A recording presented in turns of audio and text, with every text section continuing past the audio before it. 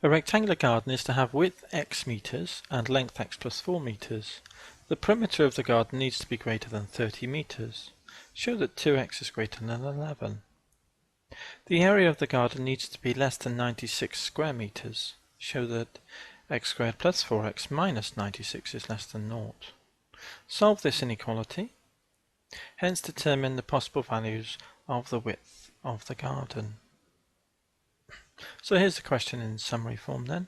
Here, the first thing is the perimeter. Here's the garden, width and length, greater than 30. So part A then.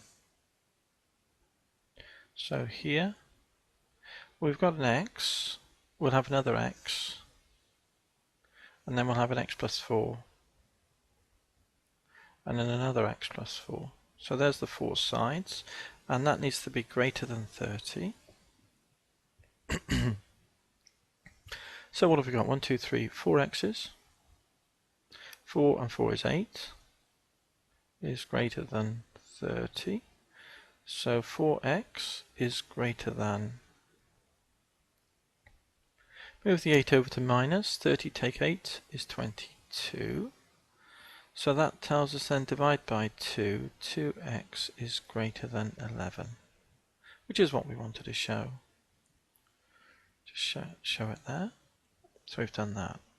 Area is less than 96, and now we need to show this inequality for part B. So the area is the length times breadth, x plus 4 times x, and that needs to be less than 96. Okay, so let's expand the bracket and see what we get. We get x squared here, plus 4x is less than 96. And then we can just move the 96 over, can't we? X squared plus 4x minus the 96 is less than 0. That should read 96, shouldn't it? Okay, there's that inequality. Hence determine the possible values of the width of the garden.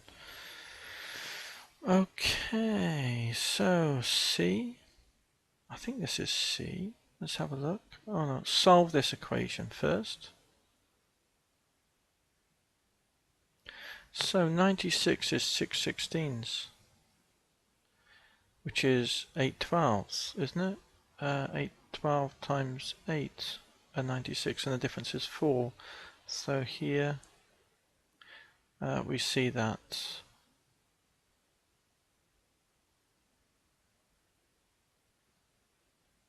so what have we got? We've got an x and an x.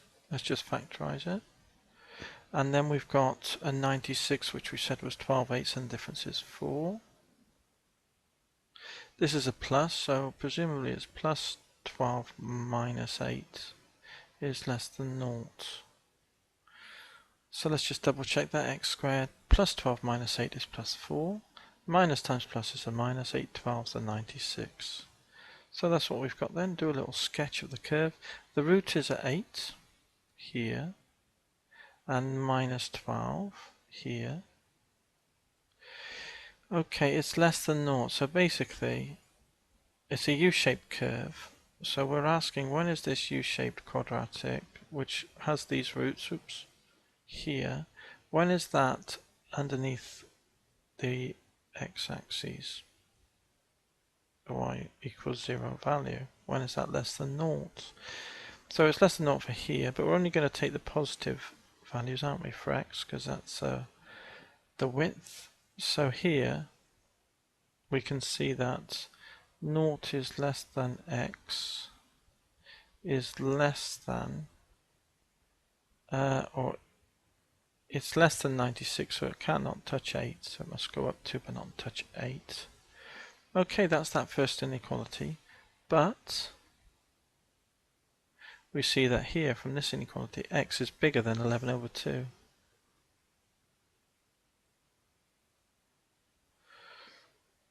Consequently,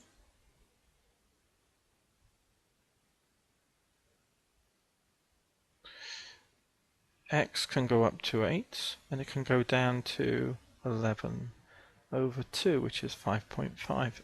And there's the range of values of x So the first thing was we solved that inequality. So here, so that was that part there, and then we went on to do part D, didn't we, straight away? So this was part D here. So I'm just going to tidy this up slightly. So I'll just put that in there. We've got our range of values of x, but x is bigger than 11. Solve. So basically part C, we've got to be a bit careful here because it just simply says solve this quadratic. So although we did this, we cannot do that by just simply solving the inequality. Here it can go down to minus 12. And that's just the inequality in isolation solved there. And it cannot touch minus 12 because it would be 96 then, and it's less than naught. It would be naught, wouldn't it? So that's that inequality. And so here we need to say, but x is bigger than 11 over 2 and x is bigger than 0. Because it has to be a non-negative length, doesn't it? Width, rather.